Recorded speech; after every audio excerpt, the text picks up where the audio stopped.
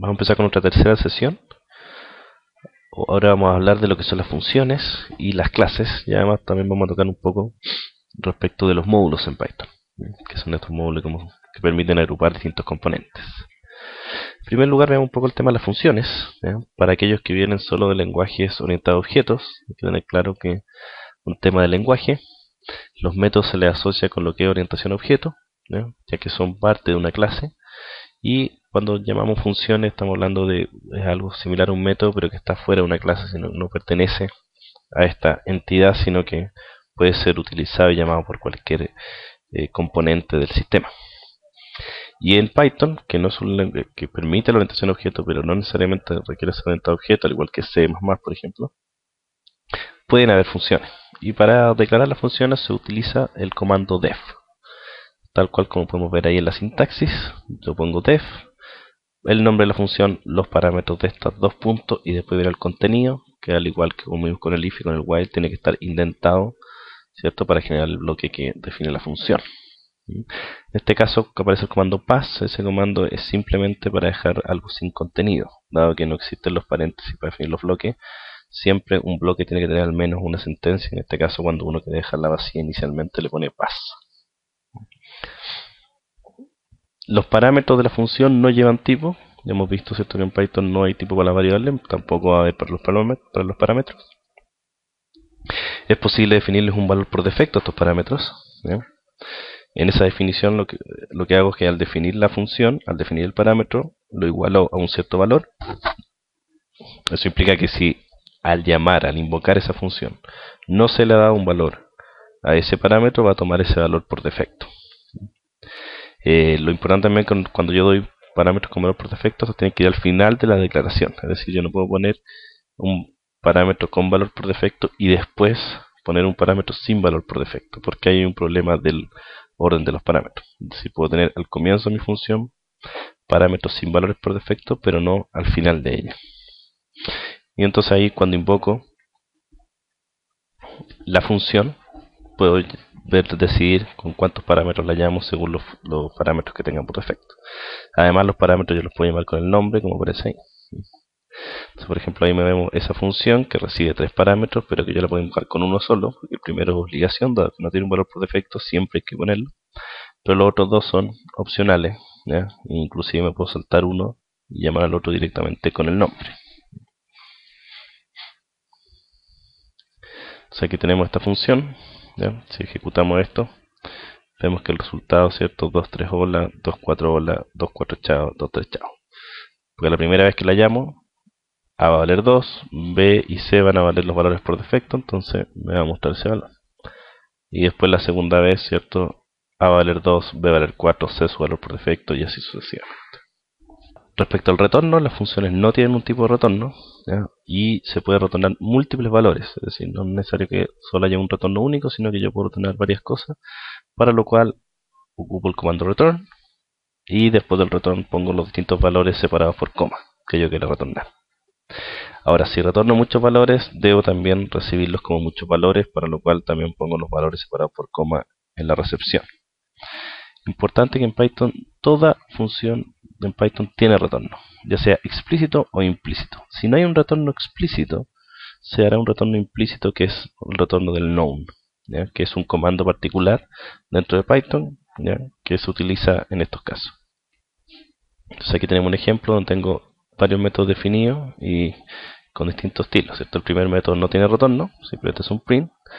¿Ya? El segundo método va a recibir un número y va a retornar ese número por 4. El tercer método recibe dos números y retorna ambos. ¿Ya? Retorna dos valores. Al primer número le suma 1, al segundo le suma 2. Y vemos el método 4, que recibe un valor, tiene un if. ¿Ya? Si entra el if va a retornar el valor, pero no tenemos un retorno para todas las cláusulas. Ahora, si no entra el if, ¿qué es lo que va a pasar? Va a retornar no. Entonces aquí tengo los métodos, el método 1, el 2, el 3 y el 4. Entonces si ejecutamos esto de acá, nos vamos a encontrar con que el resultado, primero va a poner el método 1, el resultado de la segunda va a ser 2. Cuando llama el método 3 con 3,5, va a retornar una tupla que es 4,7, que son esos dos valores. Cuando llamemos al método 4 con 3 va a retornar 9, y cuando llamemos al método 4 con menos 2, dado que no va a entrar al if, va a retornar no. Aquí tenemos un ejemplo donde ocupamos el doble retorno, que era una función que recibe dos valores y me retorna en el orden cuál es el mínimo y cuál es el máximo. Es muy sencillo, pero esto en otro lenguaje, ¿cierto? Que no tiene múltiples retornos, se complica o lo tengo que hacer a través de array o de lista. En cambio aquí puedo simplemente, si es que n es menor o igual que m, retorno n como m, y si no, lo retorno al revés. De esta forma puedo recibir estos dos números y en una sola función puedo tener el mínimo y el máximo. Entonces aquí tengo mi función, ¿cierto?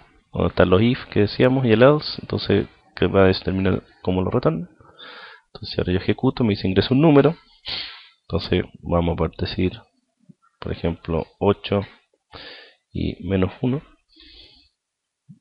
Y me retorna que el mínimo es menos 1 y el máximo 8. Si yo vuelvo a ejecutar mi función, y ahora le pongo 2 y 16, me da correctamente el orden. Entonces ahí vemos que para cuando yo invoco la función, tengo que recibir ambos valores en el retorno. Pasemos ahora a ver el tema de las clases, cómo puedo hacer yo orientación a objetos, ¿cierto? Utilizando clases en Python. Para definir una clase ocupo el comando class, ¿sí? Nada más que eso, y el nombre de la clase, y después el dos puntos que implica que viene el bloque de la clase. ¿Ya? Los atributos, cosas que uno tiene que considerar, que los atributos dentro de las clases son dinámicos, en el sentido que cada método, cada invocación yo puedo ir agregando atributos, no son fijos, son variables que se van agregando a un componente que une la clase completa o el objeto de esa clase. Ya vamos a ver un poquito más adelante el detalle de cómo se agregan esos atributos. Y lo otro es que no se maneja visibilidad de los componentes, es decir, todo es público. Atributos, métodos, todo lo que haya dentro de la clase es público, puede ser accedido por afuera. Inclusive algunos dicen que la implementación de Python no es OOP porque justamente no permite manejar lo que es la visibilidad de sus componentes, que es una de las cosas de la orientación a objeto. Lo que sí se usa por convención es anteponer un underscore, ¿ya?, a las cosas privadas. Entonces, si tengo un atributo privado, un método que yo creo que debería ser privado, no debería ser invocado desde un elemento externo, se antepone un underscore como para indicar eso al menos a quien lo utilice. Los métodos se definen igual que las funciones, pero nada más que indentados dentro de la clase, ¿ya?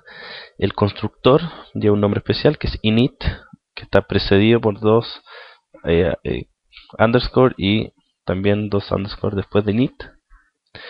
Ya, todos los métodos deben recibir como primer parámetro el elemento self. Y ahí está la gracia o la forma en que funcionan las clases en Python. Este elemento self, ya, es aquel que contiene toda la información del objeto. Por lo tanto, es dentro del self donde uno le va dando valores de atributos. Si yo quiero tener un atributo que se llame A, yo digo self.a y ahí estoy dando acceso a ese atributo. Como no se declara, la primera vez que lo use, en ese minuto se va a declarar y de ahí va a empezar a existir para siempre. Es importante que el nombre self no está definido por Python, en verdad uno le puede poner el nombre que quiera, pero la convención es que este nombre siempre sea self. Para crear la clase, o un objeto de la clase, una vez que tengo declarada mi clase, es simplemente a la variable donde yo quiero crear ese objeto le asigno el nombre de la clase, seguido por los parámetros que necesita el constructor. Y para invocar los métodos de ese objeto, ¿ya?, tomo la variable, punto, el nombre del método y los parámetros. Por supuesto que el self no se pasa cuando uno lo invoca, al hacer la invocación. Otro que es importante, que si desde un método yo quiero invocar a otro método dentro del mismo objeto, tengo que hacerlo anteponiendo el self, ¿ya? Vamos a ver ahora un ejemplo al respecto. Tenemos aquí una clase alumno, ¿ya?, donde que básicamente va a tener las notas de las pruebas y el examen y nos va a calcular el promedio. Entonces, que en el constructor vamos a recibir el self, además del nombre del alumno y la nota de la prueba 1, la prueba 2 y un examen, ¿ya? Al poner self.nombre igual nombre, estamos diciendo que va a haber un atributo nombre, una variable que va a ser compartida por este objeto, que va a tener este valor, ¿cierto? Entonces ahí definimos estos cuatro atributos. Luego en promedio pruebas, vamos a retornar, vamos a calcular el promedio de las dos pruebas, y para acceder, ¿ya?, que es súper importante, para poder acceder a los valores de las notas de las pruebas, ocupo el self. Self.p1 más self.p2. Tengo que ocupar ese valor. ¿Ya? A través del self puedo acceder a los valores comunes para esos atributos. Y lo mismo en el caso de calcular el promedio. Para poder invocar el método promedio pruebas, tengo que hacerlo self. El nombre del método. Entonces aquí tenemos nuestra clase, ¿cierto?, tal cual como lo que veíamos. Y aquí vamos a construir un alumno, un objeto de esta clase. Se llama Pedrito, va a tener 4, 5, 3, 5 y 5, 6 como notas. Y después vamos a llamarlo invocar su método promedio pruebas y promedio. Y vemos el resultado. 4 en el caso de promedio prueba, que sería el promedio directo entre 4,5 y 3,5.